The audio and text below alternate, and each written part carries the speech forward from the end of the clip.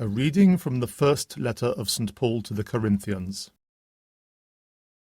You are God's building.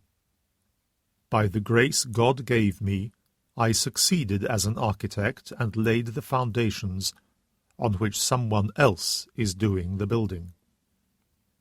Everyone doing the building must work carefully. For the foundation, nobody can lay any other than the one which has already been laid, that is, Jesus Christ. Didn't you realize that you were God's temple, and that the Spirit of God was living among you?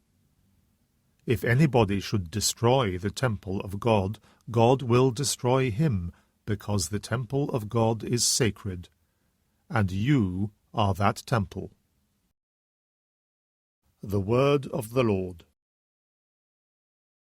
A reading from the Holy Gospel according to John. Just before the Jewish Passover, Jesus went up to Jerusalem, and in the temple he found people selling cattle and sheep and pigeons, and the money changers sitting at their counters there. Making a whip out of some cord, he drove them all out of the temple, cattle and sheep as well, scattered the money changers' coins, knocked their tables over, and said to the pigeon sellers, "Take all this out of here, and stop turning my Father's house into a market."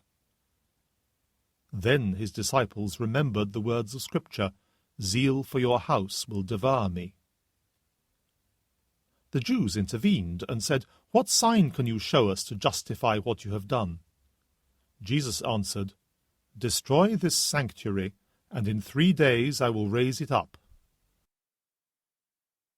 The Jews replied, "It has taken 46 years to build this sanctuary. Are you going to raise it up in 3 days?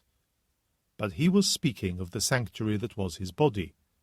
And when Jesus rose from the dead, his disciples remembered that he had said this, and they believed the Scripture and the words he had said. The Gospel of the Lord.